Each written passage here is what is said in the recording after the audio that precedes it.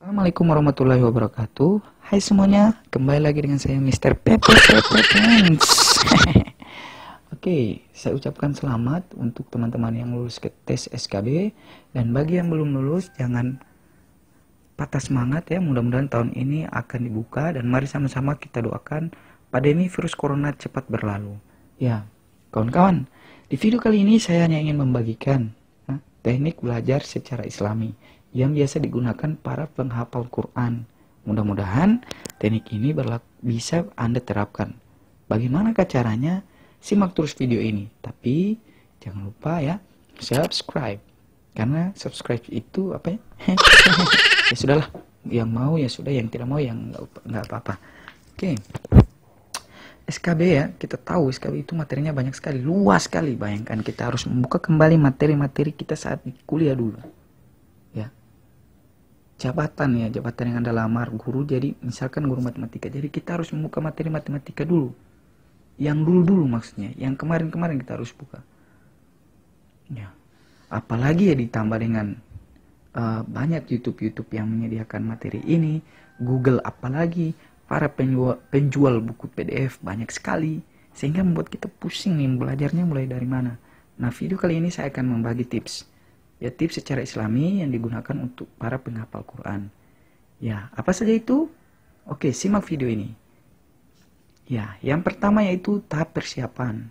Tahap persiapan di dalamnya itu ada pembagian waktu belajar atau jadwal. Ingat kawan-kawan, jadwal Anda ketika Anda bekerja yaitu bekerja. Biasanya Anda bekerja sambil belajar. Kebanyakan kalau ya memang otaknya luar biasa ya bisa ya dicerna, tapi biasanya orang yang bekerja sambil belajar itu agak susah ya. Jadwal hari Senin Anda dari jam kerjanya jam 8 sampai jam setengah 5. Oke, istirahat 1 jam.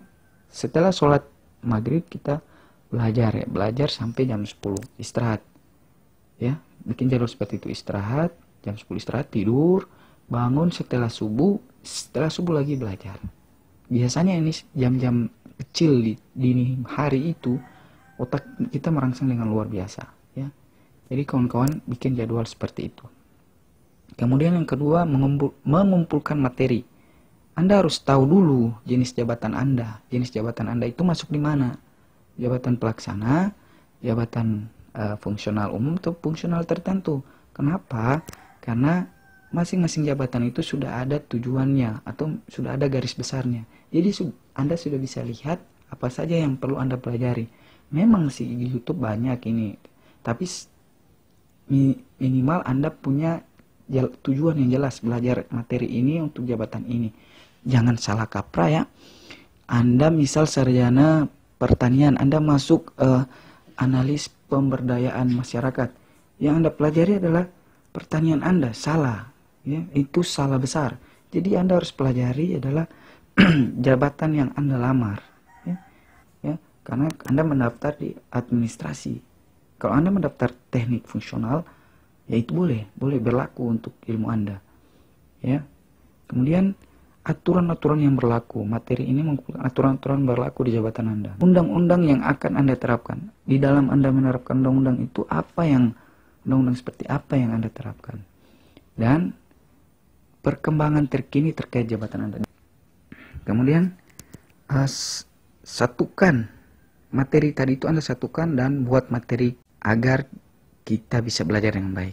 Kawan-kawan, video selanjutnya saya akan memberikan tips untuk mengumpulkan materi. Kemudian yang ketiga itu motivasi. Ya. Orang yang memiliki motivasi kuat biasanya akan mencurahkan semua kemampuannya. Motivasinya bagaimana? Misal seperti Anda punya orang tua, ya saya harus membanggakan mereka ya. Saya harus membanggakan mereka. Tanamkan dalam diri Anda dan sugestikan ya bahwa ini kesempatan terakhir Anda ikut SKB. Ya. Kemudian tahap yang kedua. Tahap kedua itu apa? Tahap belajar. Yang pertama konsentrasi. Kawan-kawan, di sini untuk yang masih punya masalah, baik itu masalah keluarga, apalagi cinta-cintaan, sidilan dan lain-lain, Anda harus sampingkan dulu. Jika Anda pada waktu belajar, maka harus belajar. Ingatkan pada siapapun, baik itu keluarga, pacar, dan lain-lain. Jangan dulu mengganggu saya, misal pada jam belajar saya jam segini-segini. Ya. Jadi konsentrasi. Tahap belajar yang pertama itu konsentrasi. Kemudian yang kedua, belajar secara bertahap. Kenapa belajar secara bertahap? Biasanya saking banyaknya materi Anda pusing ya. Sudah yang ini sudah saya pelajari, yang mana lagi, yang mana? Nah, ini dia. Jadi Anda harus susun materinya poin per poin agar tidak kacau. Jadi rumusnya, selesaikan dulu satu poin materi, kemudian ke poin materi selanjutnya. Jangan tidak terarah. Ini akan membuat Anda jadi pusing, ya. Jadi harus terarah. Materinya harus poin per poin. Setelah Anda susun poin per poin, hafal materinya, ya. Jangan hanya dibaca. Kalau dibaca bisa Anda lupa, tapi kalau Anda hafal, paham isinya, hafal dan paham isinya, ya. Hafal dan paham isinya.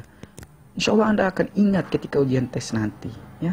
Karena Anda hafal. Kalau Anda hafal dan paham, pasti luar biasa. Yang keempat, ya, ulangi hafalan Anda. Misal ya, Anda sesuaikan dengan tingkat hafalan Anda atau pemahaman Anda. Misal, Anda batasi dari poin 1 sampai poin 10 yang bisa Anda hafal pada hari pertama. Jadi ulangi setiap berapa hari. Ulangi di beberapa hari ke depan. Anda bikin jadwal seperti itu. Kemudian yang terakhir, tahap evaluasi, yaitu uji hafalan materi Anda. Dengan cara bagaimana? Coba Anda rekam hafalan Anda.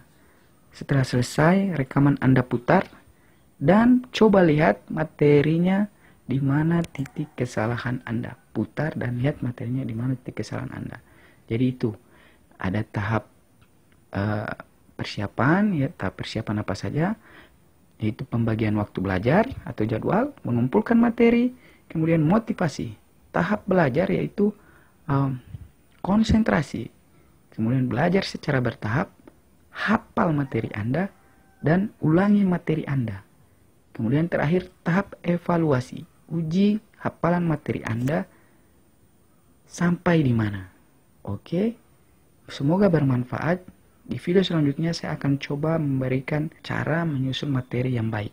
Ya, video selanjutnya saya akan memberikan cara menyusun materi yang baik. Sekian dari saya. Yang bersedia silahkan subscribe ya. Yang bersedia saja. Yang tidak bersedia juga tidak apa-apa. Oke. Assalamualaikum warahmatullahi wabarakatuh.